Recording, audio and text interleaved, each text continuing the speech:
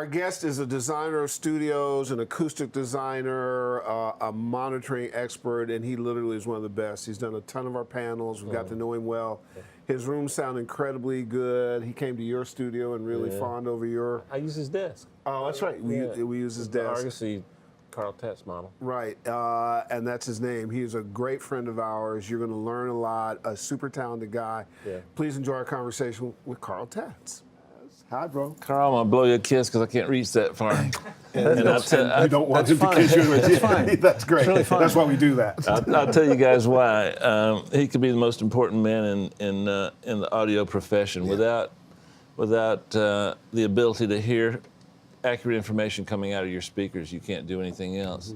Carl, a lot of my friends, Ed C., John Willis, Richard Furch, have the PhantomFocus System, and they're like apostles running around for you. And I've heard them all, and man, incredible stuff. What was the foundation and the nucleus, and how did that start? That concept of trying to get the monitoring correct, and then expand from there. It started in my living room when my parents would go out.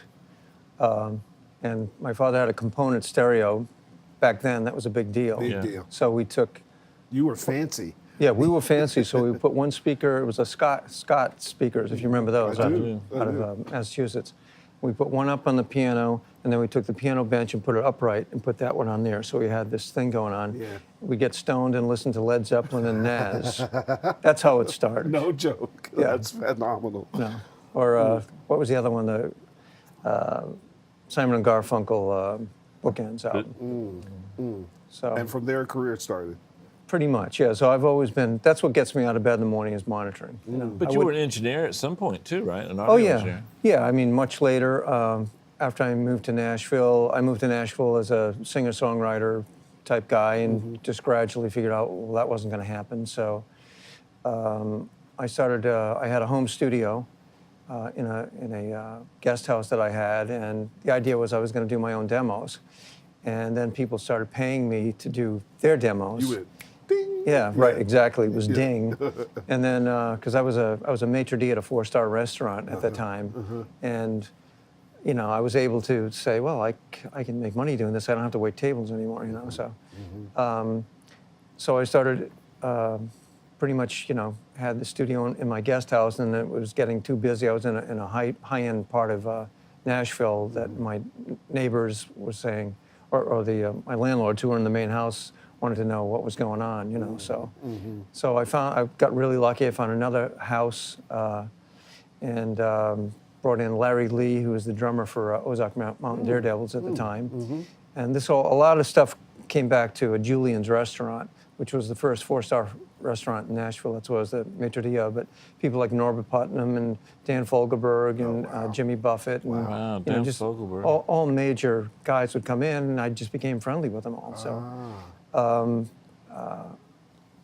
So that kind of started. So I called him up because I couldn't do it myself, and he brought in, and he had a big 7-foot Kawai piano, and we started the studio together. So your philosophy, well, one of the things that I've always liked about you is that you're a staunch advocate for what you have learned over time, tested, had success with, seen. Give me the Carl philosophy on monitoring. Is there one central one? Is it room by room? Is it the listener? Yeah. Is it all that? Yeah, it's probably all that. But you know, over the years, you know, what I do is very intuitive. I mean, there's a lot of science, and I studied with. I was telling your director earlier that I would call guys up who design, you know, multi-million-dollar concert halls, and I'd make them talk to me. And I made them talk to me by paying them $250 an hour, and I'd have to pay $750 blocks. Wow. But I had a screening room I was doing in Malibu, and I said, well, this is an opportunity. So I'd call this guy up, and I just learned more just talking from somebody like this than I would have, you know, going for classes for a year. Right. And I did that a lot with a lot of heavy guys. And also an early mentor of mine, I used to go to CEDIA a lot. And Floyd Toole was a real inspiration for me. So I learned a lot from him. And then a lot of it is, then after that, I came up, when I had the studio, I had just bought a brand new SSL console, and I had to pay for it. So I had this huge note. So I had to back away from the console myself, Right. and have other, major engineers with major labels to pay for the damn thing. Right, right. And at that point, then I started getting more into the monitoring, paying more attention to the monitoring, and or getting back to the monitoring.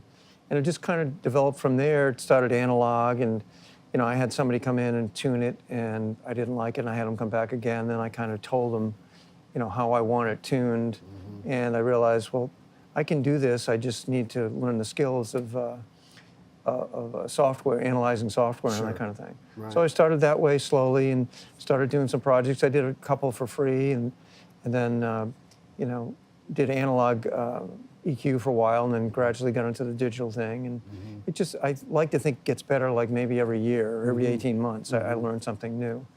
I know that when we have Carl on panels, every year, to your point, there's sort of this incremental step that when you're talking about what you're doing, I always notice there's some sort of new application or thought process that you have.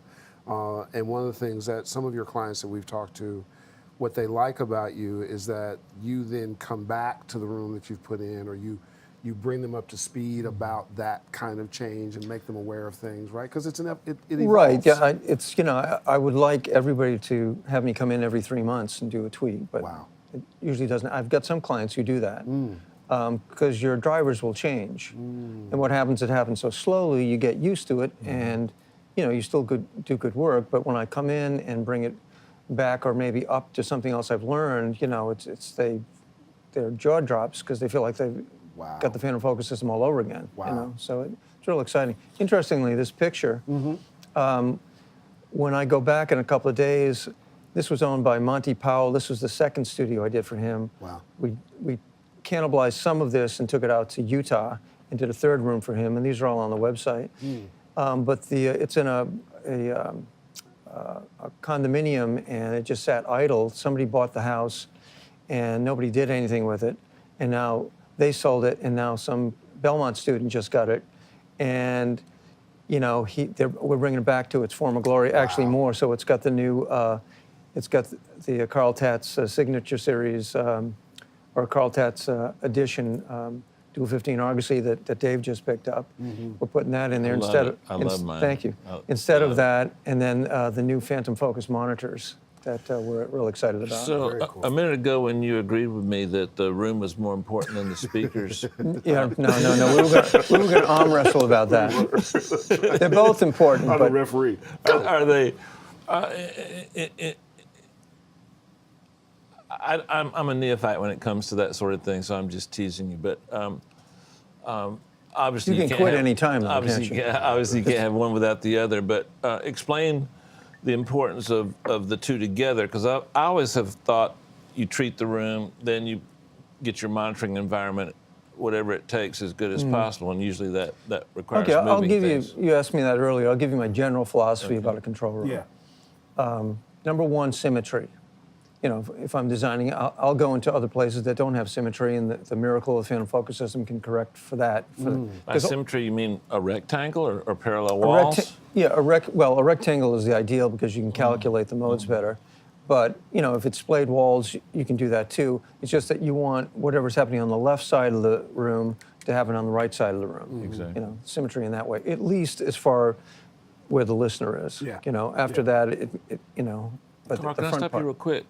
Because there's this mythology out there, and I agree with you from a physics standpoint that parallel walls are better than non-parallel walls because you create extra modes that you got to solve. Well, you can't calculate them. So why did? Well, that's an unfair question. So we should always strive for parallel and Well, there's dispel this some myth about great studio non-parallel. designers that display walls, so I'm not knocking them, and they actually have formulas for doing that. I just prefer the rectangle because I can calculate it. What you get from a splayed wall is it removes slap echo, but you can take socks and nails and put socks on your wall, and it's really easy to get rid of. But when walls aren't parallel, the math becomes way more complex to calculate the modes. Yeah, and I think there are algorithms out there that can do that, but It's just not something I do. In your world, what would you say is the percentage of science in human ear, your ear, in terms of getting all this to work? Yeah, I mean, I think there's, art and science, like they say. Yeah. But for me, it's having done it so long, it's very intuitive. So you're more like 80% intuitive and 20% science? I don't know if I could come up with a percentage. I'm kind of like you, in a sense. You're a great engineer, a great mixer. Thank you. And you know when you got it. You know what you're looking for, and you know when you got it. And there's no shortcuts to that. You've been doing it so long. You have shortcuts to get there, but there's no shortcut. What I meant is no shortcut for experience. Yeah. And what's interesting is in all of most of our interviews, no matter what the role is the person who's sitting on our left, intuition and hearing and using your passion, your ears, is a part of everybody's process. Emotion. It is part of the best people's process. So you got to know that you can't let go of that. You can't let the technology. It's always the only control unique you. thing we have to sell. Everything else, yeah. everybody has like us. Yeah, I mean, Excuse me. like as I said, what gets me out of bed is the PhantomFocus system. I wouldn't be designing rooms without it. And the whole thing for me is that moment when the client sits down, when I'm done, I said, okay, I'm ready. And he sits down there and I put on some sort of demonstration disc. I actually have a PhantomFocus demonstration disc. And I can stand in back of it and I'm waiting for this. Right. I'll do that. And then that's it. Got it. I got it. That's why I'm here. Yeah. So going back to my original question about room versus speaker placement, let's assume we've got a typical average bedroom. Is it possible through a layman's application of some of these concepts to get your Absolutely. Really? Absolutely. I think you're the first person that's ever said that. With the PhantomFocus system, because I do them in bedrooms. So I'll give you my general philosophy of a room. Please. I like the ceiling to be dead, cloud. Yep. You don't want to sit there and clap your hands and hear the room. And it's not that hard to do. You can just get a bunch of panels. We can't get into it right now, but there's the first reflections. Everybody knows about that, where the speakers hit the room. You want to grab the first reflections, which means the sides, a cloud above, and then the back. I like the back totally dead, no diffusion. This is me. I think I do too. On my rooms, what I do is I have what I call the acoustic lens, which are those columns, and we put mirrors behind it because it makes the room feel much bigger and more comfortable. That's cool. But that's basically diffusion and absorption together. So that's my general philosophy about room acoustics. Then as far as speaker placement, I'd like to point out to the viewers that if you go to carltatzdesign.com on the website, please do. Go to the library and click on acoustic tools, and there are two really, really valuable things there. I can't stress it enough.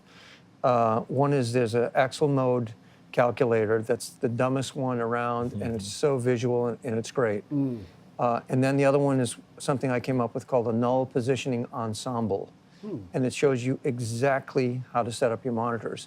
Funny story is I just lectured at NAMM and did it along with Orlex, because I've got the Orlex signature thing series, and so I was showing the chart. We on the computer, it was on the screen. I was showing the null positioning ensemble, and at the end I asked questions, and this guy stood up and said, I've went on your website, I did the null positioning ensemble, and it's fantastic, it's unbelievable. I couldn't believe the difference.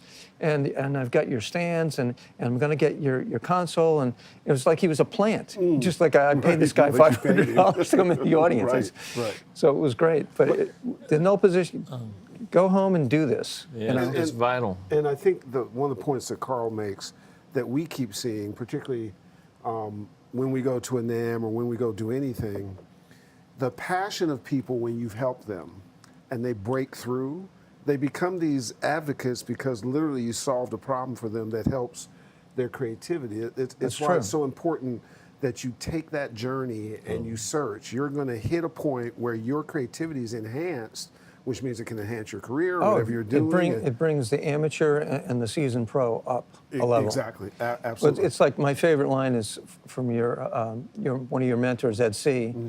Is that he's got all the Grammys and the platinum records, and when he did the PhantomFocus System, he said, "I'm doing this for this at this time in my career because I deserve it."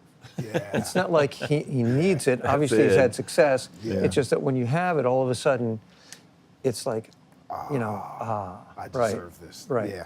Yeah, I agree. Stupid question. You got time for one?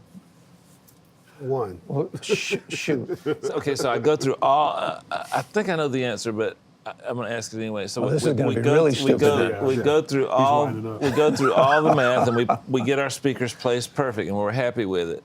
But let's say those are brand A, and then you buy brand B that's a completely different speaker and set them in the same spot. Will it work the same? Well, it's going to be difficult to set them in the same spot, Right. because So it's let's somewhat just- speaker dependent. let's just say the Diapolito, in other words, they're center tweetered. Yeah. Or they don't have to be Diapolito, they can just be, a two-way with it tweeted in the center. Okay. What's key, and that's part of the null positioning ensemble, is to get tweeters at ear height. It's crucial. So what I would do right now is, like, if you were my client, I'd just measure right from the floor to your ear. Typical desert island height is 48 inches. Sometimes it's 50, sometimes it'll even be higher, depending on your trunk and how that works. But it's crucial to get that. So, but it can be done. I did this one time for a client. He had 3 different monitors he wanted to use, and they were all center tweetered. So we were able to just use blocks. And so he had a legend where he could just change the height so that they'd be center tweeted. Now, if you go where it's off center, then it's a whole nother ball game. God, so it must be amazing, because as long as you've done this, as well as you do it, and as well known as you are for doing it, do monitor manufacturers just come after Carl all the time and say, recommend our stuff, we want you to use our stuff? I've got, at NAM, I can't discuss it now, but Sure. I got something really exciting from a major. It's going to be, if everything goes well, it's going to be a Carl Tatz I'm not surprised. edition major monitor. Cool. Along with I have my own monitor now that I don't have. We're still working on brochures and things like that. So we don't have a formal outcoming with it yet, but we've got like 5 systems out in the field now, and that's very exciting. And you know what? It seems to me that a Carl Tatz signature monitor system maybe should be in the Pensado Media Center. I'm just saying. Well, maybe if Carl, we should you reach out didn't to you. ever invite me over, I could give you an assessment. Okay, so We invited you over. pressure. Fist fight on Pensado Center. Is it near here? Is it near the studio? enough. Yeah, it's 10 minutes away. I thought you said Fab Media Factory. Center. Oh, Well, my Media favorite- Center, we oh. need them for here, but you're talking about the Fab Factory, because what we're currently using. I'm speakered up. Yeah, he's one of these. You know what? He doesn't need me. He doesn't know he doesn't. Speakers, and I'm being serious. I don't know anything else in the audio world that's so personal as speakers. Like, I've got friends that swear by a speaker. I try them, and they don't speak to me. And then I've got speakers. I've had speakers that don't speak to my friends. And then I love NS10s. Everybody hates NS10s. I love NS10s. Speakers are just a very personal thing. Carl. He's gonna pray. I know. and a No, sharp this is a segue. good question. I can't wait to ask this question. Oh, great. Well, go ahead. Because I don't think want I you to know. wait any I think I longer. know the answer, so Okay. I'm gonna write it to you. So No, you can, because it doesn't work for good it television. doesn't matter. This is like a magic You can act. verify it. So Yeah, what that's a good question do you get asked the most from the neophyte? I don't know if I have an answer for that. It's Or I can't bass. think of one. The low end. Oh yeah, the low end by far. Is that right? Oh, absolutely. Very good. I wrote it down. You did. I can explain to you why. Please, please. because that's all of us deal with that. I mean, I have the answer that nobody talks about this. Speaking manufacturers don't talk about it because it's not in their best interest. Okay, if you have a set of monitors, it doesn't matter what monitors they are. They could be, Barefoots with the built-in subwoofers. They could be NS10s. It could be any monitor out there. It makes no difference. If you set them at ear height, on a stand, behind a console, like everybody does, they will roll off approximately 125 hertz drastically. I promise you that your near fields in your studio are doing the same thing. And Not then with they'll, my Carl Tatz desk, though. yeah, even with your Carl Tatz, really? it's hard to believe. Because I swear the angles on that. Well, anyway, go No, ahead. it's go great. ahead, go It's ahead. great, but it's not everything. So, and then the low end will come up depending on the room and what the actual low end of the speaker is. You'll see a peak at 40, 50, 60, 70, whatever. But between that 70 and 125, you've got this Grand Canyon of missing information, like 10, 12 dB. Yeah. This is why, and you might have your peak might be at 60, and you might think, oh man, listen to that bass, you know, but you got one note bass, you know. So this is why, but if you're in the key, if the song you're mixing is in the key of that canyon, this is why, you know, you mix it and you get the bass to really, man, that's happening, you know, it's happening, you take it out to the car, and it's like, whoa, you got way too much bass because you're goosing it there. Right. Okay, so that's the sad reality of it. And you can't EQ it. No. So that's probably one of the main things the PhantomFocus addresses. It will fill that in. Now that said, not everybody has a PhantomFocus system for some crazy reason. I don't understand that. And people, Well, they're free this week, and there's so- some very and they're very talented people like yourself. What you do is you learn the system. You learn it. Exactly. You know, everybody learns it. You know, and Exactly. you can learn to mix. You know, I mean, you could mix in an empty swimming pool. Eventually, Thanks. you would figure it out. You know, your mind ear figures it out. Just with the PhantomFocus system, you don't have to figure it out anymore, and it's a total pleasure. One of the things really that is. one of the things that Carl has been so gracious to consider is we know that the degree and percentage of home studios out there is rampant and prolific, and people who do what Carl does and what Dave does have to account for that. That can be percentages of business. There are people who want to do that, and so we've talked to Carl, and he's agreed to. We'll get him inside the Pensado Village so that for those of you who have home studio questions or whatever the case may be, maybe a couple times a year we'll set up a Skype session so that you can actually spend an hour or so with Carl, and he can answer some questions which will help your room at home in ways that are cost efficient or from an information standpoint. We're coming out with Argosie's coming out with a Carl Tatz mix room kit. Oh, nice. So it's With the similar. chair, with your new chair. No, the e-chair, the PhantomFocus e-chair comes with the PhantomFocus system, but it okay. wouldn't come with that. Right. But point being, you can have a bedroom and you could get one of these kits, and it emulates one of my custom rooms. Sure. It's obviously not the same thing. Right. But if you got that, and you'd be PhantomFocus ready, and maybe the next step, get the actual PhantomFocus system. So. And then your whole home studio is completely different. The accuracy of what you're doing, what you're Well, hearing I from an mean, information standpoint. there are, I do this across the country. There are states that don't have, well, it doesn't matter really. I mean, there are guys in their bedrooms that have a PhantomFocus system that have better monitoring than any commercial studio. Yeah, exactly. you know. Exactly. And that's a commercial studio guy is never going to want to hear that. I'm not buying that, Carl. Yeah. Okay. Really? Yep. I mean, really? Okay. Because they've got that dip, That's good. That's among other things. cool. Yeah. And you mentioned that you're working with RLX And Argosy. Yeah. and Argosy. I hear a lot of times that people talk about RLX not being the total solution to helping a room sound right. Is that true or not true in terms of the abilities to absorb lower frequencies? Yeah, to absorb really low frequencies, you're not going to do that anyway. I mean, nobody's got that kind of room, Yeah. to do that. I mean, Because I've used it and I like it. what? The RLX at my home studio. Oh, yeah. Yeah, I mean, mainly I think, you can do some bass trapping. I think I just had a discussion with your director who's a designer at Westlake. Yeah. Real smart guy, JD. You can, if you have a budget, you can do a lot of bass trapping, but it's a very dangerous thing. Bass trapping is overused.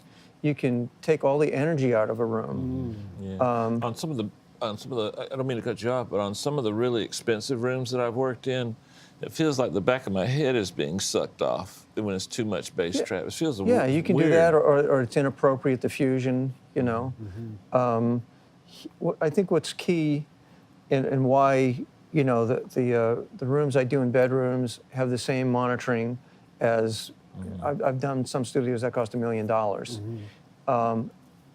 In the sweet spot, it's the same experience because that's all you really care about.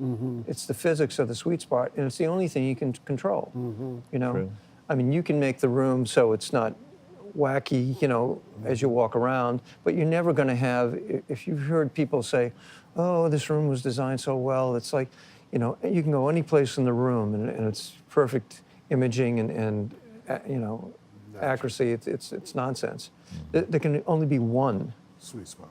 sweet spot. It's just physics. Yeah. I didn't invent this. I can you tell know. you, every major room in LA, I can tell you where to go for like my. Well, I'm not going to name Hopefully, it's names. front of the console. Well, that's that. But every once in a while, you got to go to this one spot to hear the 40. You got to go to this one spot in this Yeah. room, and they're all different. I didn't mean to cut you off. Go ahead. Yeah. Well, enter the PhantomFocus System. Yeah.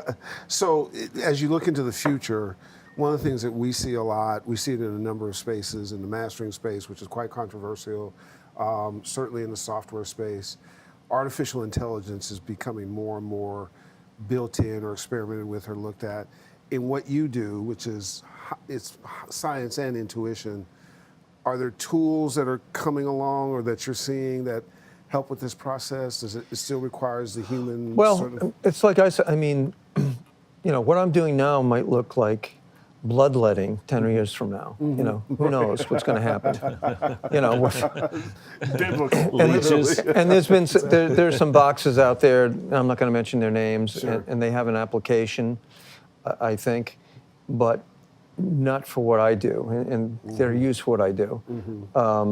What I recommend to people is there are some auto-tune things out there that aren't super expensive. I mean, I know Genelec, I'll just mention that. They have their thing. You know, I mean, that's way better than not doing anything. Right. Right. Because it begins to approach the problems I was talking about. But I know there's a very, very expensive one out there that pretends to do everything I do, you know, by doing microphones in different positions and everything like that. And it's just, I know exactly what they're doing, and it's not even. It's sort of like you having software out there that, well, let me press this button. What is this, country? Okay, we just press this button, and we've got the software for country. Right.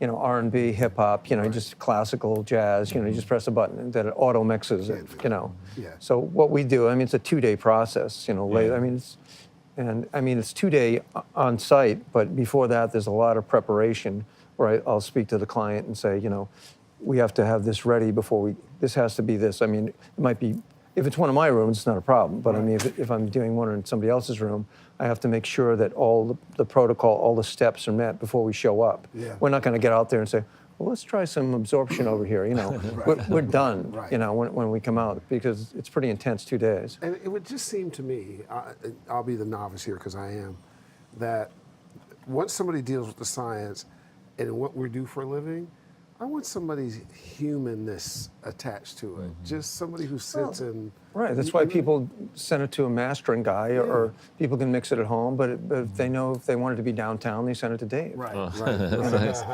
Carl, I keep hearing this, and more recently, I hear it a lot. And I don't know the answer, but can a speaker be too big for a room? I mean, I'm not saying like put a pair of dual 15 Augsburgers in a closet. But I'm saying, Be fascinated. you know, can you have too big a speaker for the average bedroom? Only if you can't get the sweet spot. In other words, I just did a pair of JBL M2s, which is a great speaker, and we did that in a near field situation. So we had I have and it's on the null position ensemble chart that you'll see is that every midfield system every near field system we do, we have a formula 67.5 inches from tweeter to tweeter. It's not that that's particular. I missed that. Say that again. 67.5 inches Tweeter to tweeter. from tweeter to tweeter, you know, 30 degrees, and it's on the chart. And it's not that that's particularly magic. It could be 68 or it could be 69 or 67, you know. We do that so we're consistent. So any place you go in the country, if you have a PhantomFocus system, you sit in the exact same sweet spot, more or less, yeah.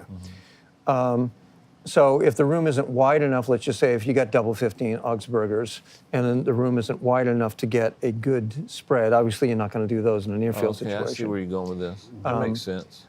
So you want to make sure that you can get the triangle right. So if it's two, who's I talking to about? I was talking to a studio owner who just sold a big studio, and he's going to start another one. And he's thinking about putting Augsburgers in this room that it's really small, and I'm not sure if he's making the right decision to do that. So here's the other question. But Go ahead. to finish that is, again, in a PhantomFocus system, that's the only thing I'm worried about as far as being too low, because I'm going to cross it over anyway. Yeah. You can't run it full range because you want to cross it over.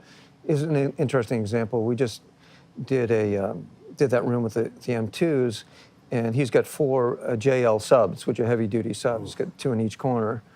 And just for the heck of it, we wanted to say, well, we got this nice 15 happening, but we should take advantage of that. Or let's just see what's happening. So we ran the M2's full range, and did the EQ and everything. Right. And EQ'd at the same time with the subs, versus crossing over the M2 with the subs, which is the right way to do it. And the bass is just, you could feel it a little bit more, Sure, with the 15. But the M2 with the crossover was like, Yeah.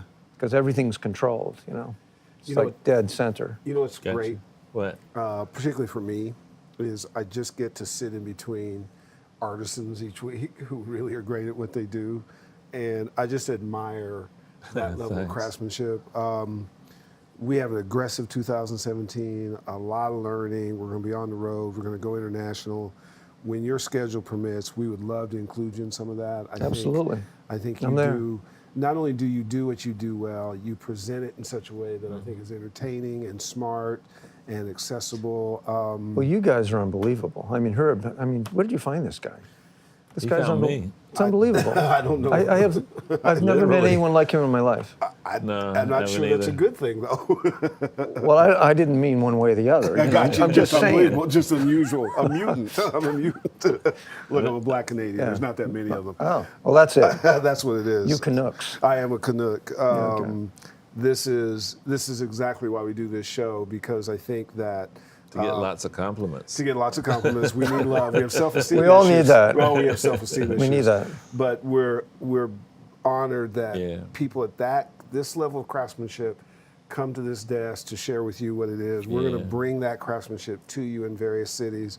Again, the Pensado Village is a place you can do. Go to his website. Yeah, please go to his website. We are big time fans. We have him on everything we do in Nashville, and now we got to take this broader.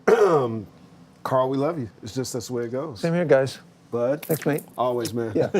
Yeah, kisses. How long has this been going on? Oh, it's a weird yeah. thing. Okay. It's the Zika virus. An It started here. He's engineer- Agent Zero. And engineering and speakers are a wonderful thing. Say goodbye, Dave. Take us home. Wow, I don't know what to say. I will say this: if let's say that English isn't your language and you're communicating with someone that speaks English, you have to translate that English to your language, then form a thought and give it back to them. That's what you do when your speakers aren't tuned correctly. They're speaking to you in one language and you're interpreting in another. And I've tried it, and it's torture, and I hate it. Get your room right, and it's just so much easier to speak the same language as your speakers. Makes sense. See you next week. See you.